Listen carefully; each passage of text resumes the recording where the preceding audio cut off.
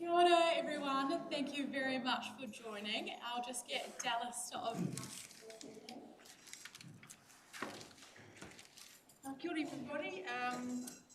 I'll just open us with a karakia. Ko au, ko te rangi ki runga,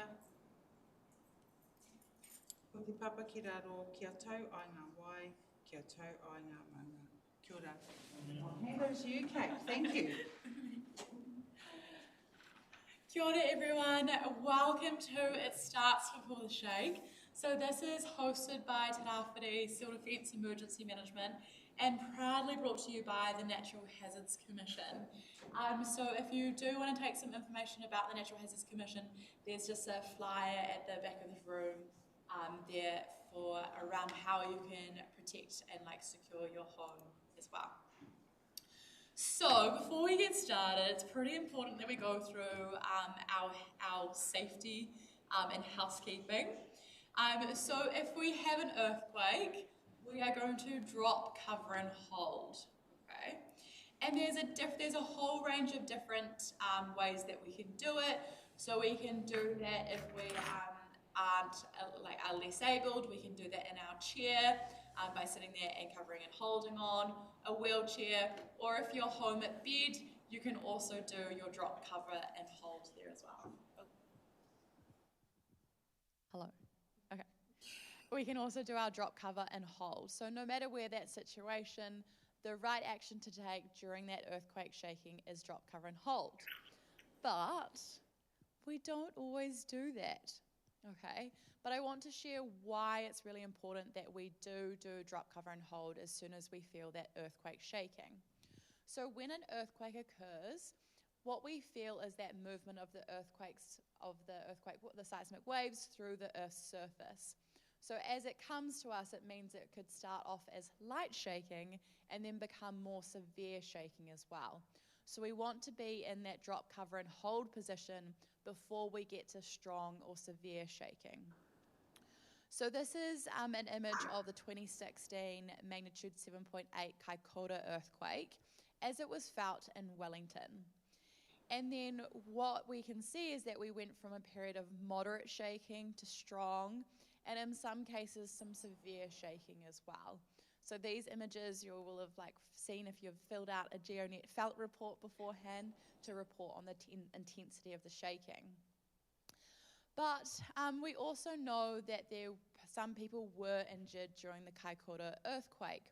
Around 37% had injuries because they fell, 8% because they were struck by objects that were flying and moving around, and then other people, around 44%, did non-protective actions, okay? So they didn't really do anything as well, or they stood in doorways, which is our incorrect advice. So what we know is that the behavior of individuals and what they do during that earthquake shaking contributes to whether or not they're likely to be injured or not, okay? And so that's why we say move no more than a couple of steps and then drop, cover and hold, okay? And when we're saying move no more than a few steps, we're actually looking for large bookcases that may fall over or securing them in advance, but just getting away from those items that may move. Oh, can I go back? Okay. And then of course, if we feel a long or a strong earthquake and we're near the coast, it's really important that we evacuate, okay?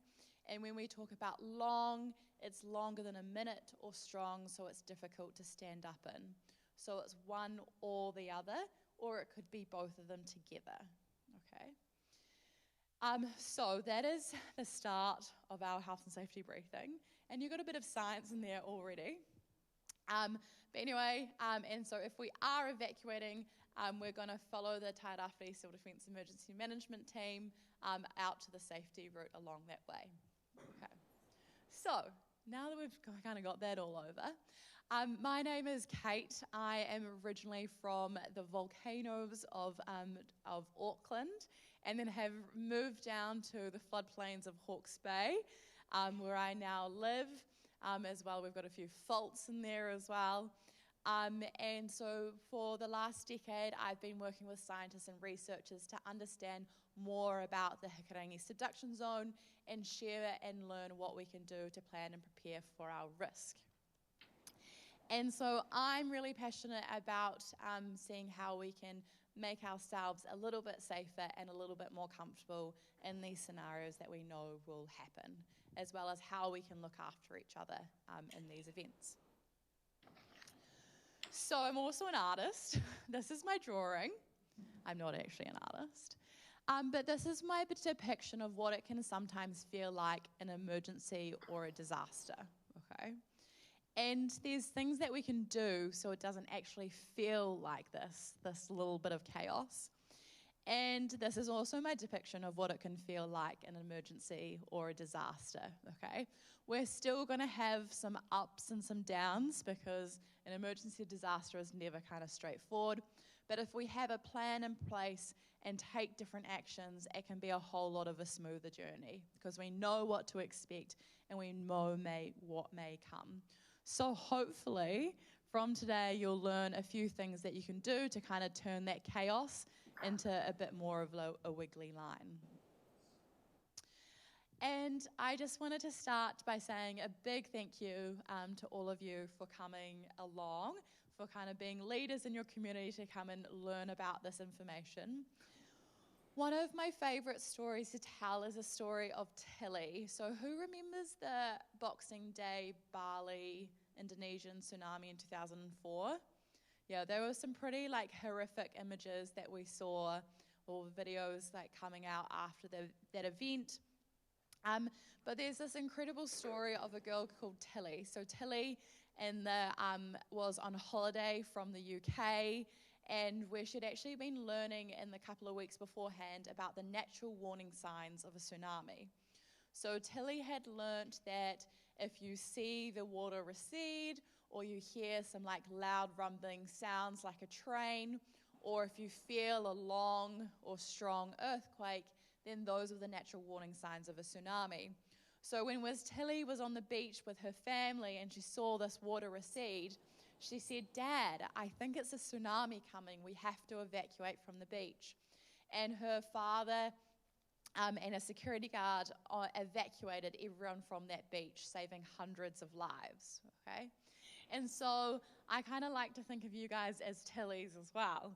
So now that you guys know the natural warning signs, that you're able to encourage other people to evacuate if you also feel a long or a strong earthquake as well. Okay. So today, what am I going to cover? I'm going to get you ready with all the earthquake and tsunami information you need, introduce you to the Hikurangi subduction zone, and kind of know what to expect in the future, and also do a little bit of planning and preparing in terms of what we can do for these sorts of events. But first, I want to play a game. What is this on the screen? What do you think it depicts? I stumped everyone last night. A net. Not a net. It's something to do with earthquakes. Fault line? Yes. Who said fault line? Nice. Woohoo, top points. 15 out of 15 on the stuff quiz today in our team. Oh, I think you're going to have to go back and tell them about that too. So this is usually how we depict a fault line. So we have a really incredible resource called the Active Faults Database, and it's got a map of all the faults that we know about that have ruptured over the last 200,000 years in New Zealand. And on that map is lots of faults, and the faults are always depicted by a line. But a fault isn't actually really a line. A fault has got an area. So it's got a length and a depth, and it's actually kind of the boundary between two, areas, if that makes sense, okay? So that's our first concept. I'm going to start building on that as we go through. So we're going to look at what causes earthquakes, earthquakes occur on faults, how do we measure them, and what do earthquakes also cause. So we know that earthquakes occur on faults, which are weaknesses in the Earth's crust. And an earthquake occurs when pressure builds up.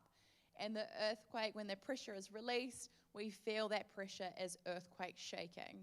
So New Zealand has around 20,000 earthquakes every year, but we only feel about 200 of them, okay? So there have to be a high enough amount of energy released for us to feel it as earthquake shaking.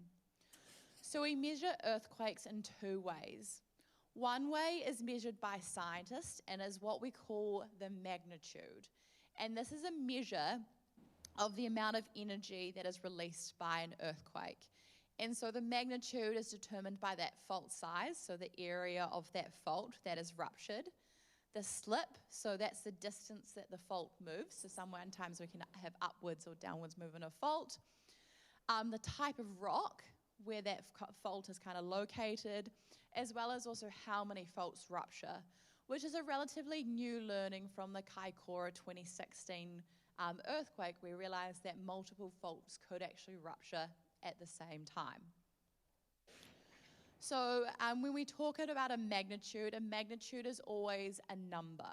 So in this case, we're going to be talking about an 8.9 magnitude earthquake. And an 8.9 magnitude earthquake is what occurs when we have 500 kilometre long fault that's 150 kilometres deep.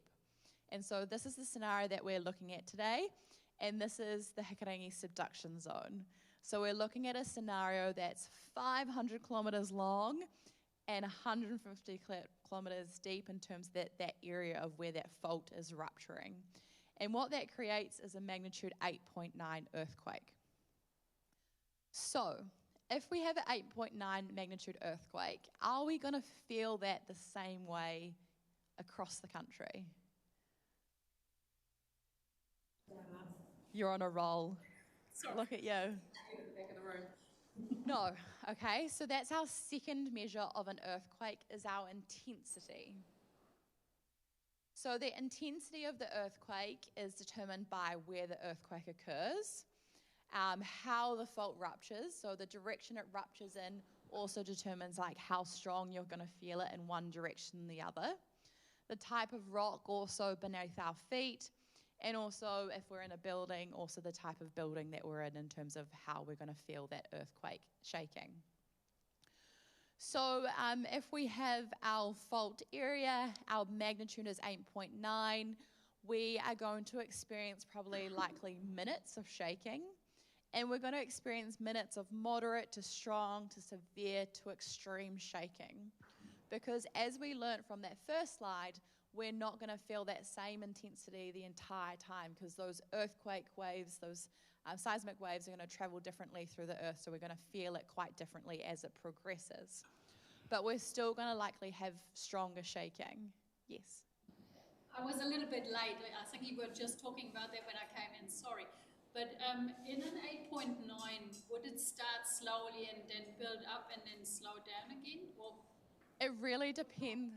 It really depends on where you are. So there's so many factors that come into play of it. And when I show the scenarios later that we're looking at, you'll see that Tairāwhiti in terms of the region is pretty extreme, kind of like severe shaking for at least kind of 30 seconds because of the type of rock. Whereas if you move further north to the Bay of Plenty region, kind of the area that they're on has a bit more of a dampening effect, so they don't feel the earthquake shaking as much as you feel it here. Cool. And so as long as we're also feeling that minutes of shaking, it's going to go on for some time as well. So what I recommend that when we're talking about a long earthquake, because we do have incidents in Gisborne where we have like local faults offshore that have felt like long rolling earthquakes that have gone on for some time but are not necessarily strong. Those long rolling earthquakes you still need to evacuate for because we know they can also cause tsunami as well. So what I like to do, because of our research shows that people do not estimate the length of shaking very well, is what I recommend is counting the seconds in your head. You're still probably not going to get it spot on, but you're going to probably get it closer. And what this also does is it acts as a way to kind of also calm you down if it is, stronger shaking as well. So long or strong, get gone. And so get gone, we're going to look a little bit into tsunami and how we measure tsunami, as well as how they impact us as well. So tsunami can be caused by a range of different hazards as well. Around like 80% of the time, earthquakes are what kind of like triggers a tsunami, so earthquakes that occur offshore. Pardon me, they can also be triggered by volcanic eruptions in terms of like pyroclastic flows entering the water and displacing the water movement as well, or landslides, so when a large chunk of land mass slides off into the water, displacing the water, as well as underwater landslides as well, which we experienced in the Kaikoura 2016 earthquake as well as the kind of the very unlikely event of also a meteorite hitting the water. Okay, so there's a whole range of different things, but mostly what causes tsunami is earthquakes.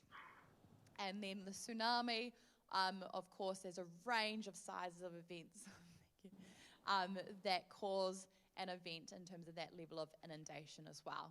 So some of the tsunami warnings that you'll see will have like a beach and marine threat, and that effectively just means that we need to stay out of the water, whereas we can also have those larger events where we'd experience from a long and strong earthquake that we need to evacuate in the entire evacuation zone.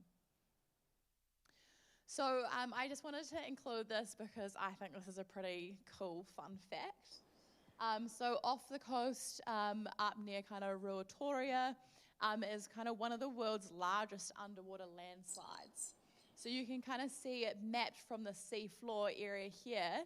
So the seafloor is the colourful area, and you can kind of see this big landslide material that has like pulled out from the coast.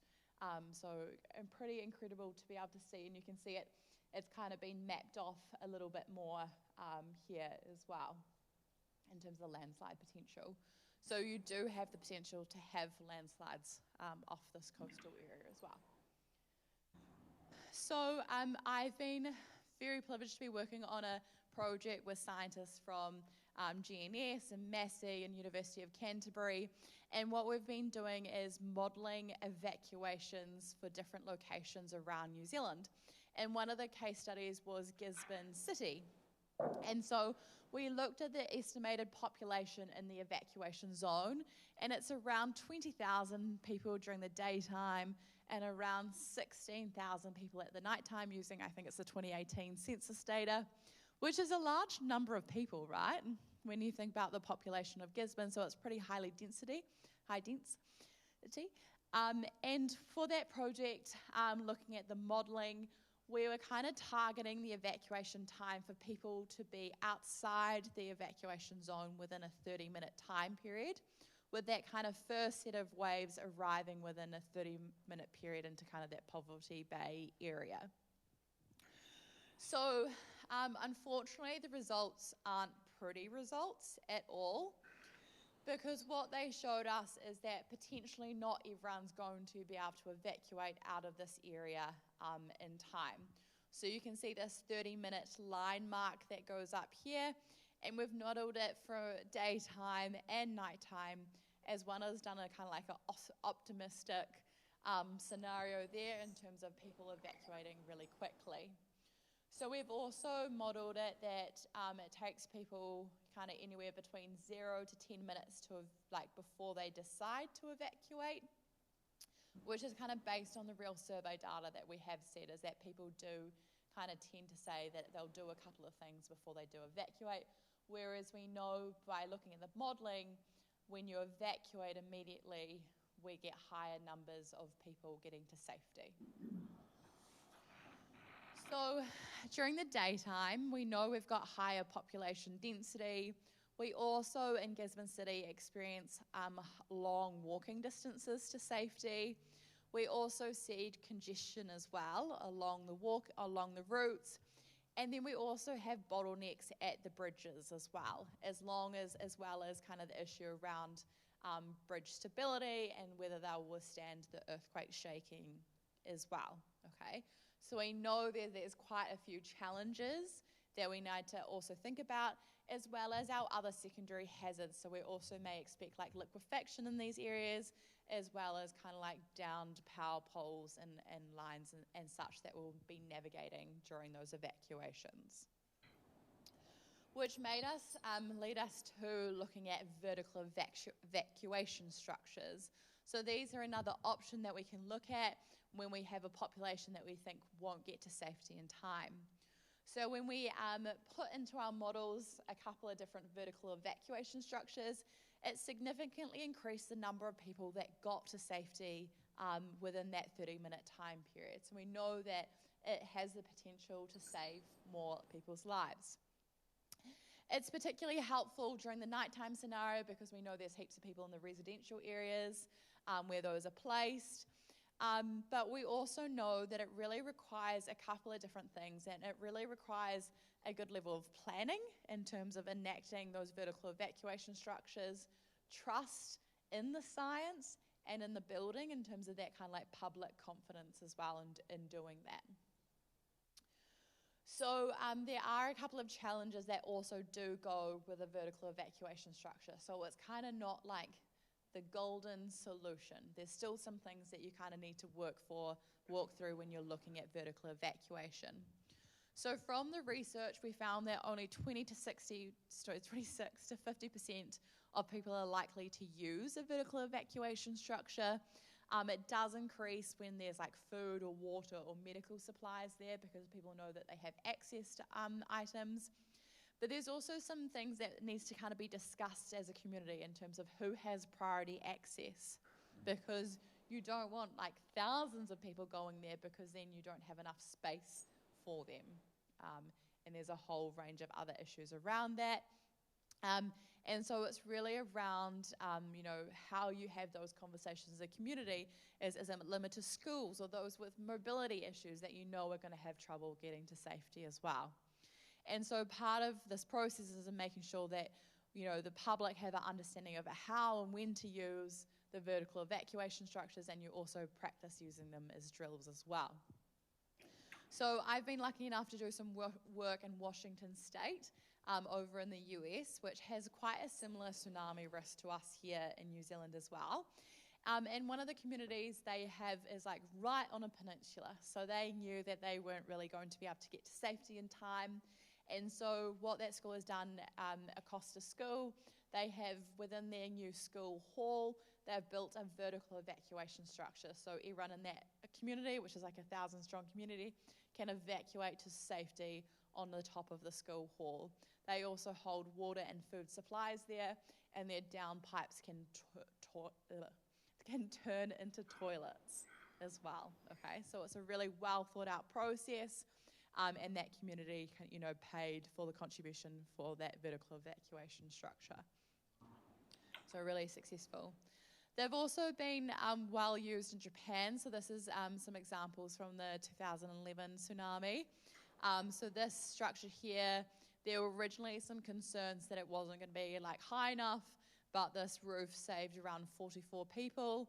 And this building down the bottom, you can see the water line there kind of nearly got to the top of the roof, saved 330 people. And you can see there's like this boat here. It's sitting on the top of kind of like the first floor. And so one of the issues that was actually caused here is that there was so much debris that they actually found it really difficult getting out of the buildings. So although they were safe, it took some time for them to actually get out because of the debris that had been through the building, which you can see because of that boat. Okay, so bring it back to the Hikarangi. Oh, yes? Where would it be a structure in Gisborne? It's only one high-rise in the city centre, right? Yeah, so I guess if you are looking at buildings, there is now standards in terms of what a vertical evacuation building looks like.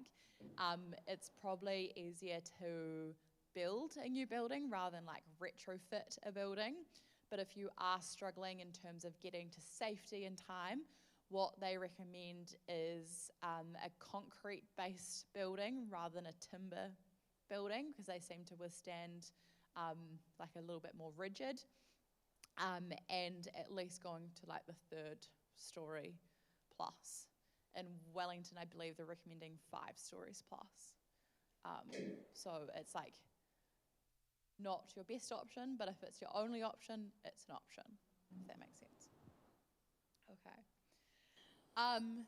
And so, oh yes, another question at the back.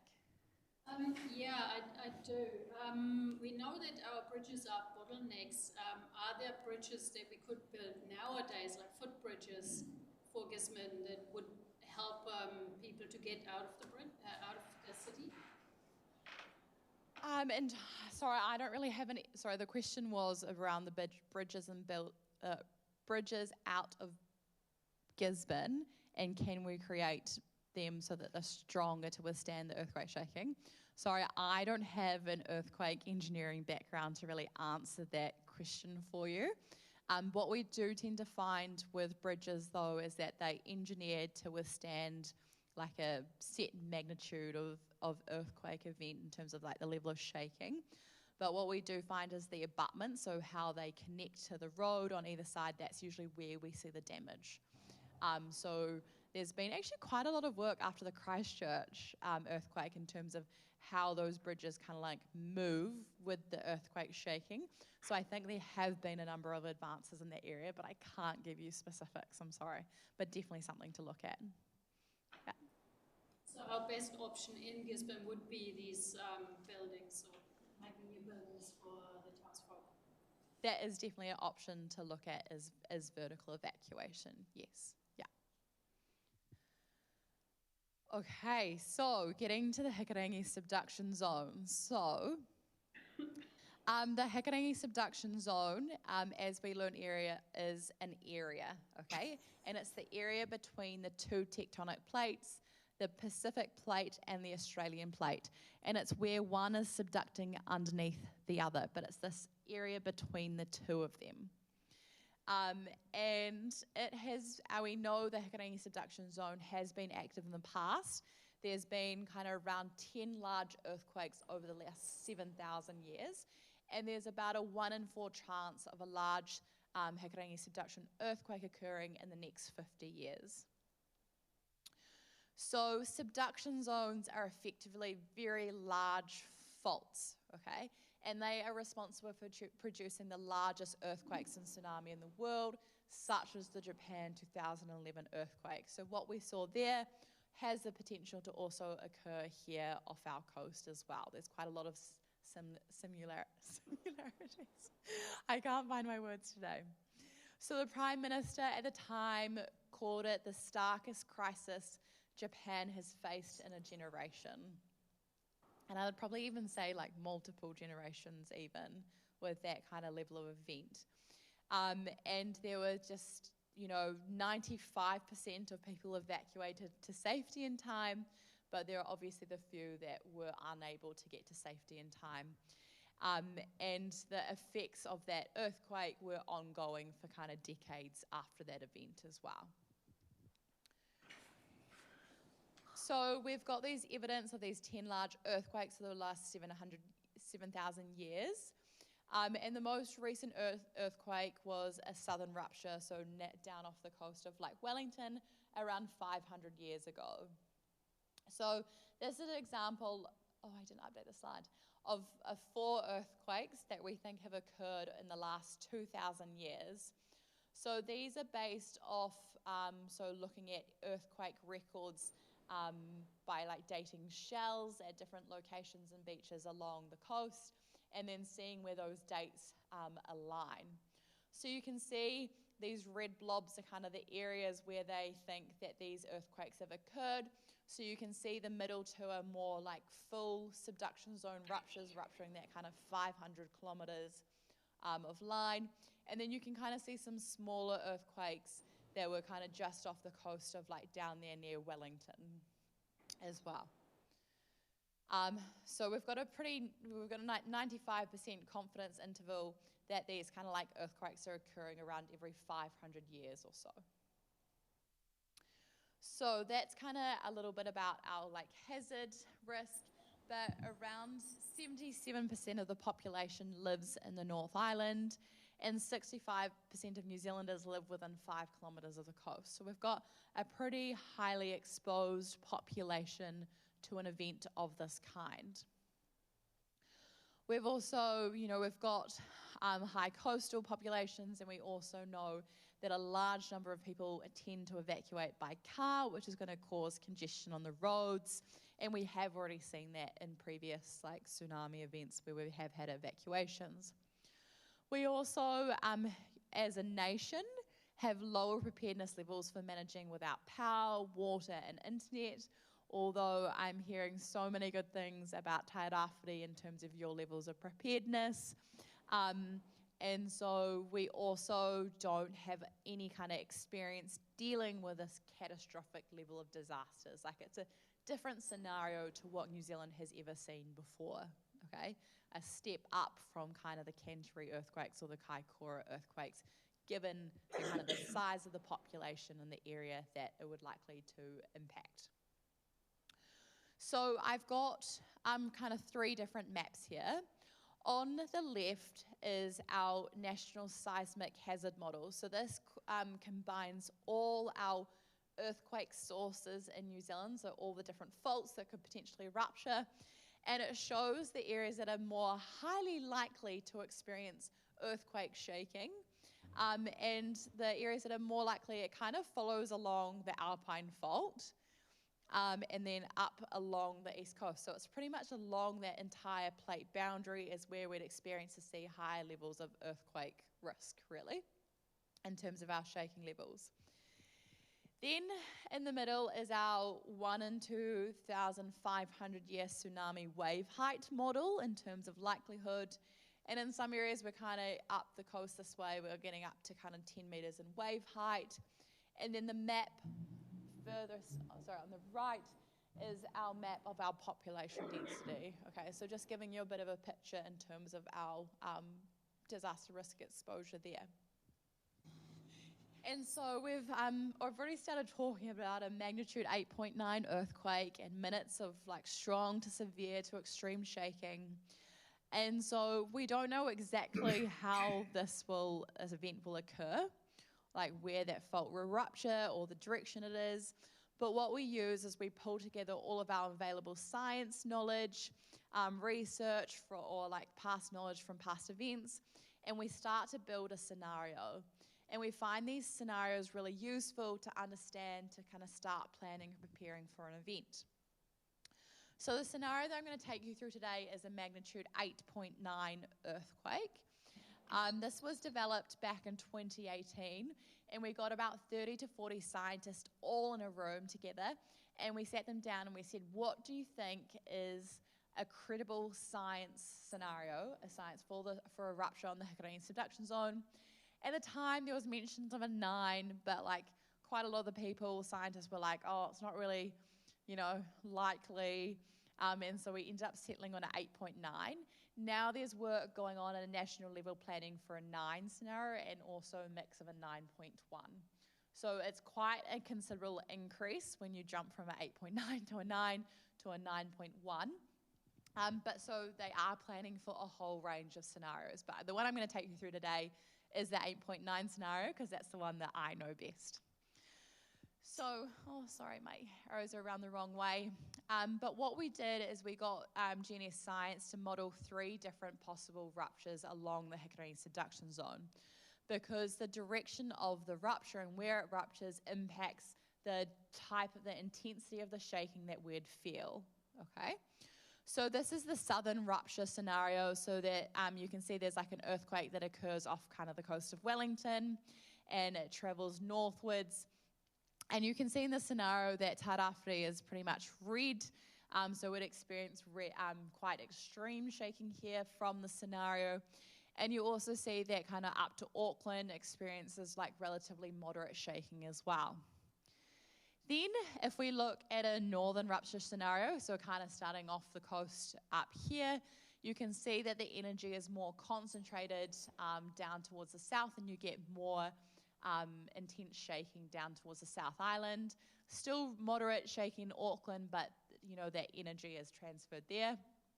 And then if we do the central rupture scenario, which we think is most likely given where slow slip earthquakes are occurring and where the stuck portion of the plate is, because we know that some of it is stuck and it's not actually moving at the moment. And so we settled on this central rupture scenario to model the impacts of. So you can see here that each scenario has like very different levels of shaking, but we will still have relatively strong shaking for periods of time, and not just affecting the North Island, but also the South Island as well. So you can also see the extent of the modelling, so we haven't modelled the entire country for that. So when we have an earthquake along the Hikurangi subduction zone, yes? Can I just ask, have you done modelling of what we can expect for aftershocks? Yes. Yeah, we'll go through that as well. So we'll start with an earthquake, and that earthquake can cause a whole range of different hazards as well. So it can cause a tsunami if that earthquake occurs offshore. It can cause landslides. It can cause liquefaction. And then when we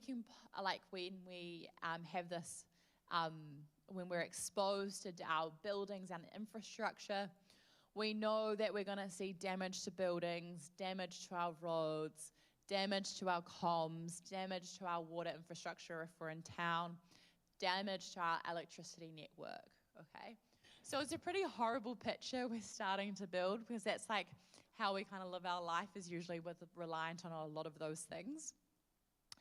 But I guess one of the positive things is that if we plan for having to evacuate or being stuck at home, no phone or internet, no water, no power, by planning for those kind of 5 things, you're actually planning for any hazard scenarios from floods and storms and kind of those weather events as well as kind of like anything else, you know, such as pandemic. You know, you're stuck at home with those events as well. And so it just makes it a whole lot easier when you start planning for the impacts. So you can go onto the kind of Get Ready website and download a basic plan template, and it will take you through those items there around how you plan for those impacts and what you need to have to plan and prepare for that event as well.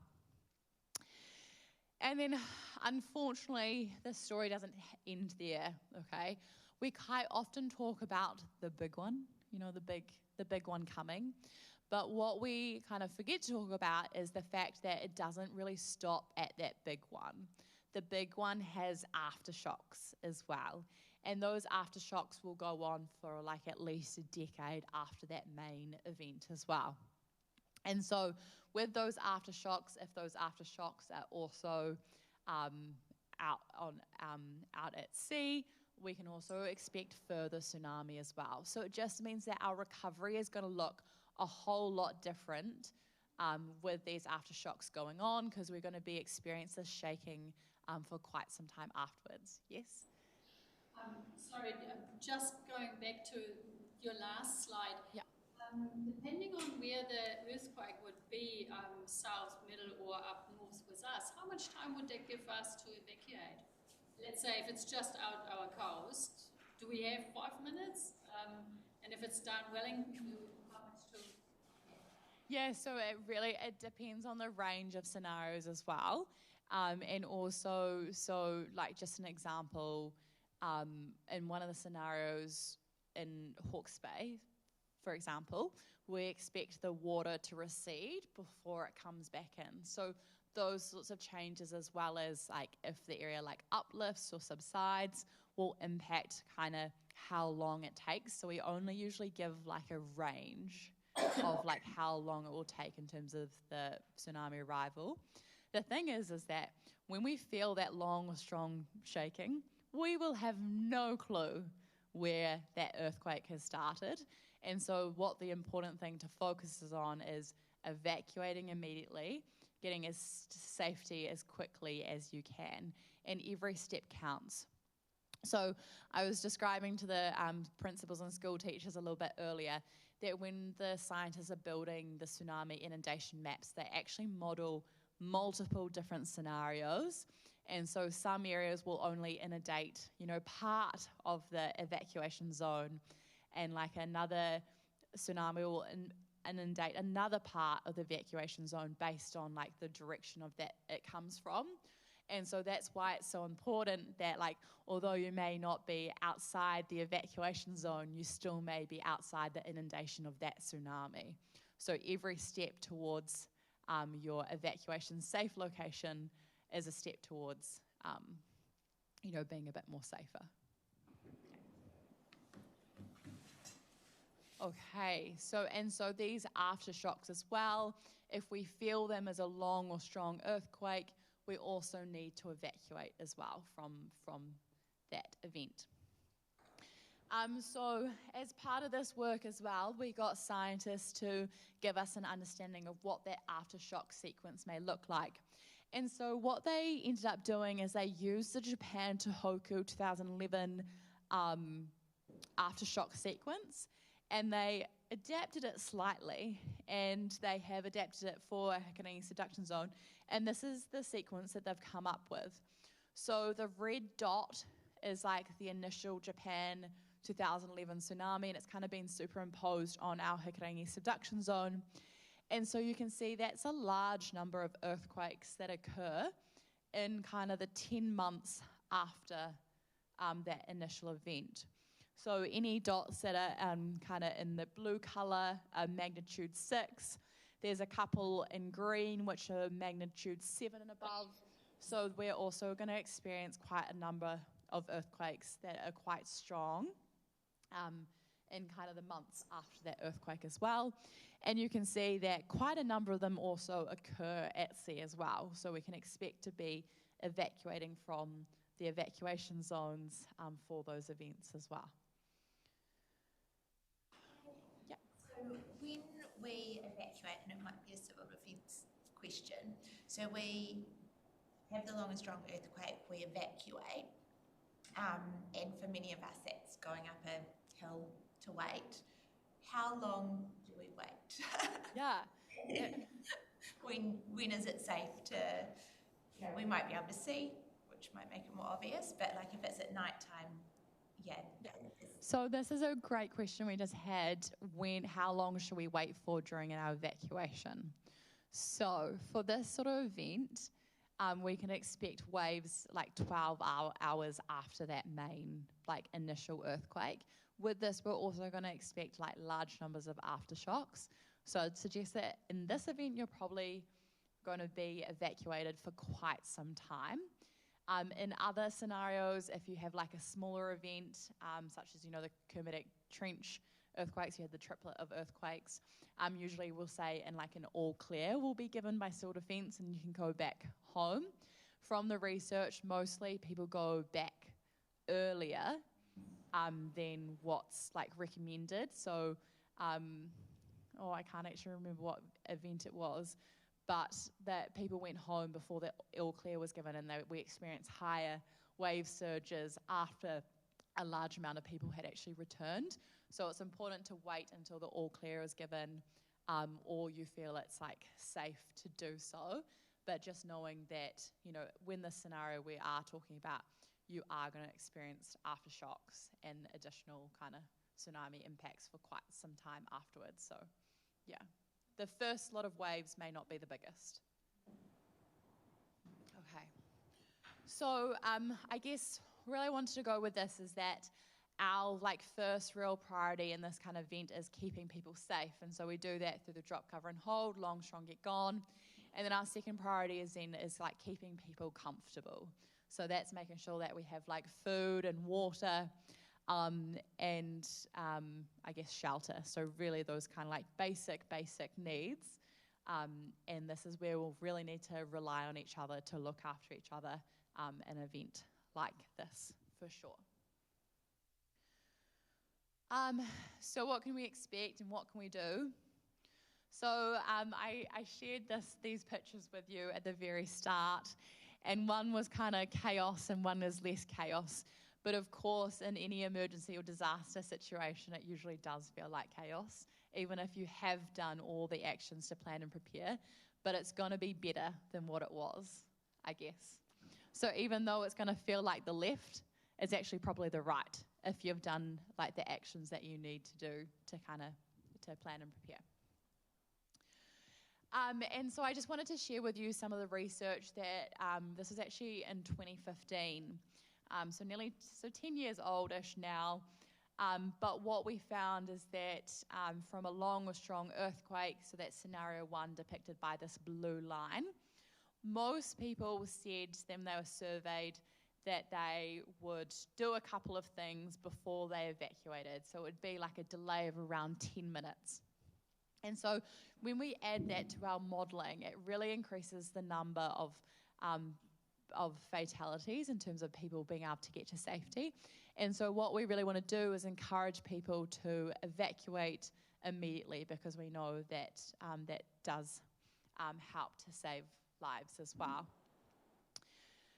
Then when we also look at the way that they intended to evacuate, large numbers of people, so 60% said that they were going to evacuate by car. So in more rural areas where we're not going to have levels of congestion that we'd see, you know, you can say a car is kind of like an okay option to evacuate. You still may have issues with like liquefaction or landslides on the road, but it is like a viable option. Whereas if you're in the city and you're dealing with congestion, we're gonna end up with scenarios like we saw in Japan, where people actually like ditch their cars on the road and then evacuate by foot. And so in this scenario, this is why we really recommend people evacuating by foot or bike. It just means, by biking, you definitely can evacuate way quicker. By foot, it just removes the traffic on the road, so we don't see traffic jams as well. And once you get to safety, it's really important that you continue going past safety so that the people behind you can kind of keep on going as well. It's a really important one when we kind of need to look after each other. So what can you do? So the research shows that also that if you practice your drop, cover, hold and your tsunami hikoi, the more likely you're actually to do it in a real event, okay? There's been some really incredible research out of the psychology group where it shows, have you guys ever seen the video and someone gets into the lift and they're standing the wrong way in the lift? So they're facing the other way. And they videoed a whole lot of participants, and so if you had someone facing the other way, the people that got into the lift following them were more likely to face the opposite direction, because usually people face the door.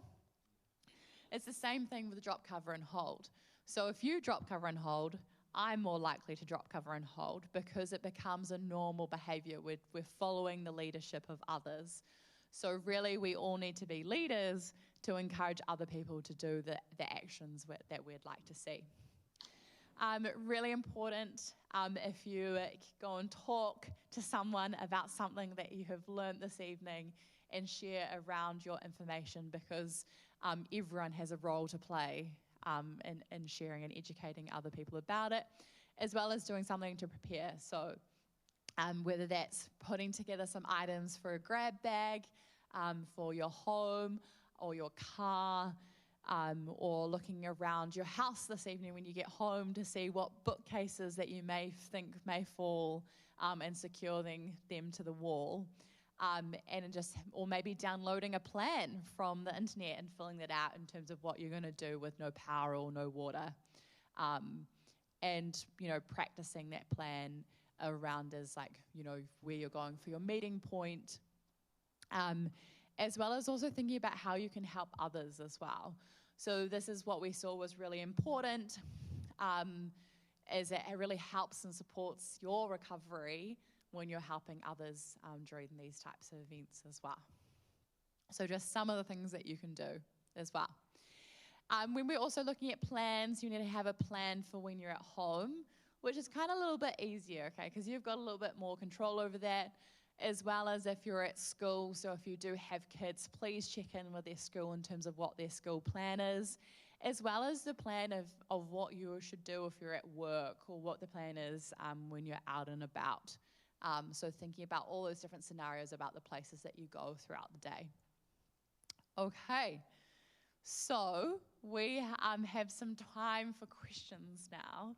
although we've answered quite a few as we go through. Did anyone have any other questions? I've got one about liquefaction. Yes. I think where I live is prone to liquefaction. What should we expect? Like, what's that actually like? Yeah, so liquefaction mostly just affects like the building and any kind of underground services such as your pipes. Well, mostly it's just mostly water pipes is underground unless you've got your electrical lines underground as well. So it will affect your, like the foundations of your house. So you may see some areas of the house like sinking into the ground. It can also be sometimes a little bit smelly.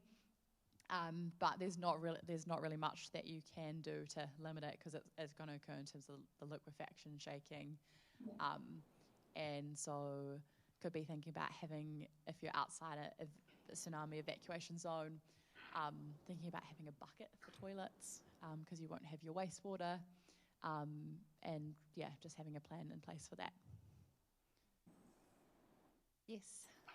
You said that at the moment scientists are looking rather towards 9 and 9.1, so that would change our evacuation zones quite a lot. No. So your evacuation scenarios, I'm pretty sure, take into a magnitude 9 earthquake on the Hikurangi subduction zone. And I think it's modelled like in terms of the most extreme scenario in that it's like a event like right off the coast. So I'm pretty sure it's been considered as part of that event. Yes. Is it worth marking an area in a city that is above the predicted height of a wave? Love that idea. So Wellington has the Blue Lines project, and they've literally drawn a blue line along the roads, and anything above the blue line is safe. And otherwise, and it says like, I think it says you're entering tsunami evacuation zone or you're entering a safe location. So yeah, it's definitely been done and it's quite a cool initiative and it was suggested by a community member just like you. Yeah. So something to consider. So really, signage really benefits, visitors to the city in terms of like knowing, distances to safety, and also just like a daily reminder as well. So there's been definitely... Daily reminder would be the important thing, I think, that people know that's the place to go. Yes, because I mean, like depending on where you are in a place, where would be the best highest hill to go to? Like, like here we've got Kairi Hill, we've got Gadams Hill, we've got all these hills around us, and that sort of thing too. Yeah, so you really want to practice like multiple evacuation routes, and it is really kind of what works best for you. We always recommend going to friends or family's homes first, and relying on the people that you kind of, or your ones that care about you, and then if there's no availability there, then there's also other places that you can go for help as well. But yeah, if you can go to someone that you know outside the evacuation zone, then there's just more space for others. Sorry, do you have a question? Yeah, I just had it's just been a question I've thought about for a while. What do you suggest, like I guess worst case scenarios, you're all in different places, right? Kids at school, what do you suggest in terms of a communication form? Because over the years I've thought, right, you could have like just a vivid marker on a little whiteboard and clip it on the fence or after the event just to try to reconnect with loved ones, because it was something that stood out with 9/11, just different. Yes. Yeah, love that idea. How do you link people loved ones up do you have an agreed place that if you can make it to there, you know? Yeah, so 100% agree to have a meeting place ahead of time and having that like well communicated. So we're going to meet in this location, and so everyone knows to go to that place. One of the really cool ideas that I saw after Cyclone Gabrielle in Mahia is one of the hapu. They end up like delivering these little signboards that people could put outside their house to be like, "I'm okay, I've been checked on." Or like, I've evacuated, I'm at this house. And so it just, because it meant that there was like a whole lot of people that were concerned because they couldn't check on like their nanny because the nanny had actually, you know, been evacuated and had gone somewhere else. And so it just meant that they, yeah, just the method of communication. So it was literally just I think they even just like laminated white paper and they hung it on their like letterboxes, and it just let everyone else in the community know. So there's some really cool initiative, you know, simple stuff that you can do as well. Yeah. Have we got any other questions? No? Okay. Well, thank you very much for coming. On your way out, I have different jars at the back, and I would love it if you would place like a little pebble in that just to give us some feedback into how you've thought this evening went. There's also a pamphlet there around like your natural hazards cover from the Natural Hazard Commission Tokatuaki EQC. And then I'm also going to invite Dallas up, or Ben. Ben? To close us off.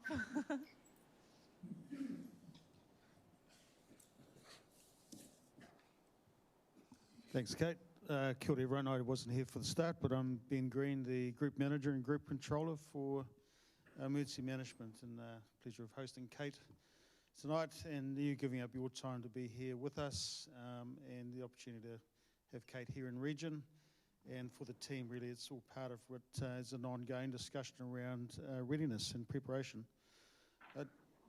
Kate did make mention of the vertical evacuation space, and ma'am, you asked a question around that. That is actually, we have an opportunity, particularly with Joe Hoey, who's here, as the project lead for the indoor multi-sport centre.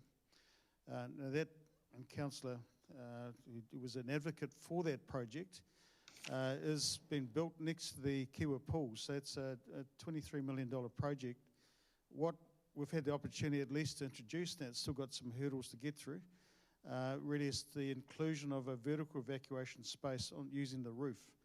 And that really is on the base that we'd look to get the structural engineering to do that. We're not there yet.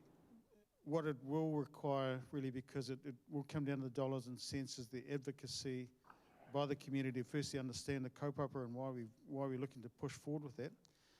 Having just had the school principals and particularly Awapuni School, which is by country mile one of the worst scenarios we look at in terms of how to evacuate their 228 children into a zone that would be at least considered safety. And that's never been a question we've answered for the 5 years that or even going back to the last time around this. And it's the opportunity for that will really require the public, and particularly if you're connected to this, even understanding what Kate's been through, there are definitely the challenges, and you're not going to get all the answers out of these sort of sessions as well. So that'll be something, if we put the call out and having connected with the principals and by default the parents for that, really we're going to need the community to wrap around us to help get us through the line.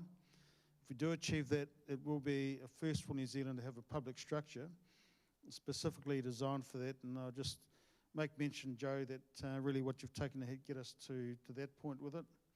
And we're not going to die in a ditch not trying for this. So thank you. Appreciate that. Yeah, a lot of great questions, and obviously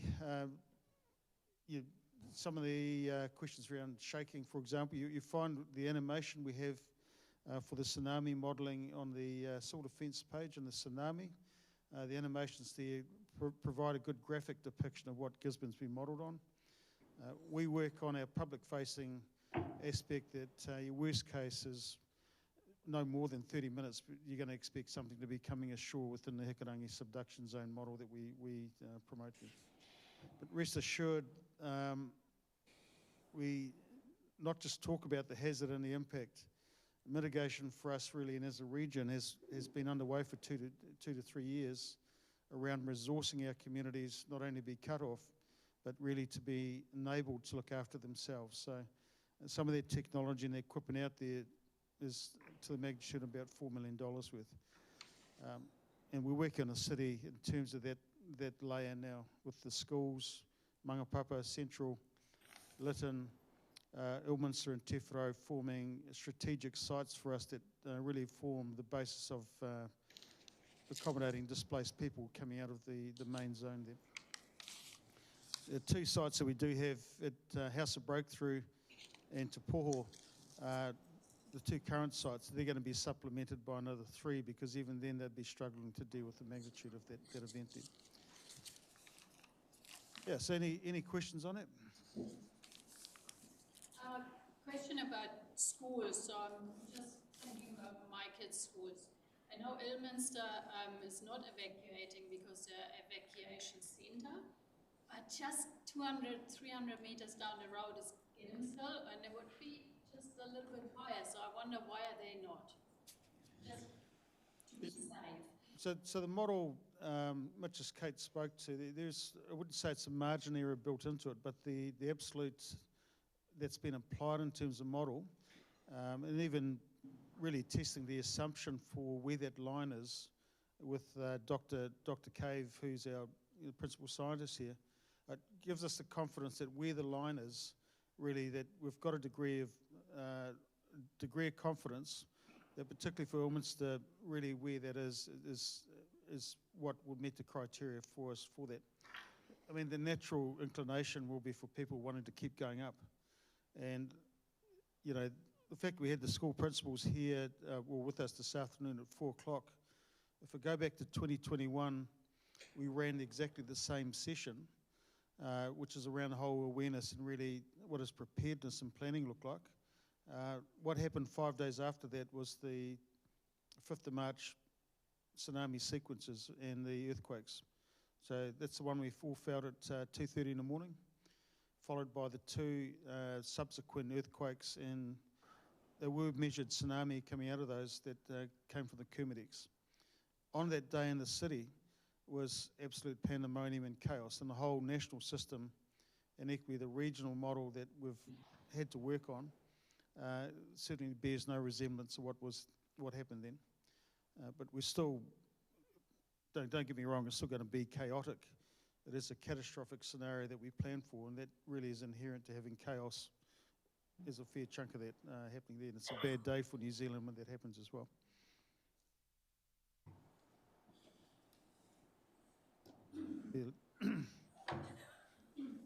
Sorry, the other school, and we talked about that before, is Girls High, and I don't know about Boys High. I don't have a child there.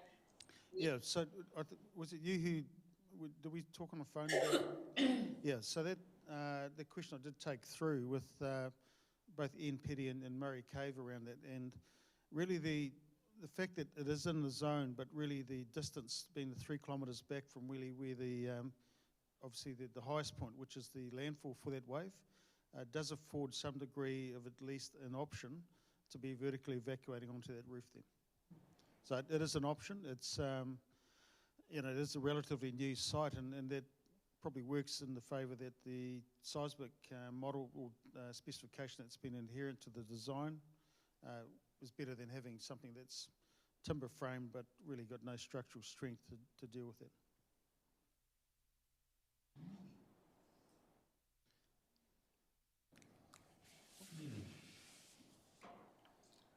But, you know, it's one chance and 26% chance in 50 years is the model that GNS produced 2 years ago, which is far better than the Alpine fault scenario, which obviously the Hikarangi fault goes across Cook Strait and then forms the Alpine or the Southern Alps.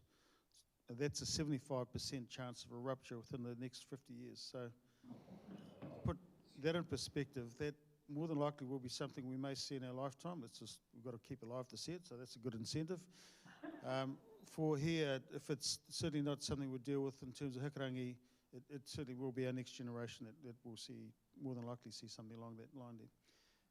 And that's why for this, being a catastrophic event is our number one focus of planning. We plan on an absolute worst case, and it'll be the Hikarangi magnitude 9 event for us.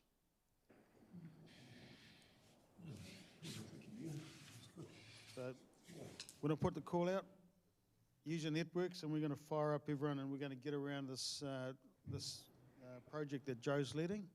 And we'll be cutting the ribbon on top of there and celebrating the fact that we've got the first of its kind for New Zealand in terms of that.